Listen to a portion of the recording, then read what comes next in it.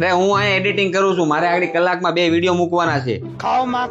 મારે આ કઠોળે ગાભા હકેલવાના છે, પછી રહી જાય છે ને તો મને આખો દી આડા આવે છે. તમે ઘડીક 10 નામ લખાઈ દો, એમાં કેટલી વાર લાગે? હારું આ લેસન કરાવી દો, પણ મારી એક શરત છે.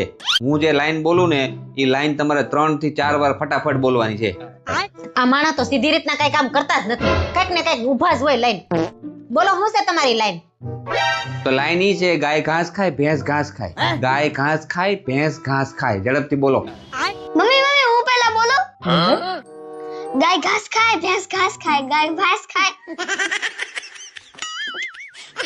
रुको जरा सबर करो. તમે આવા હું રવાડે સડાવતા હોય પણ હાલતા ને ચાલતા. તું બોલ.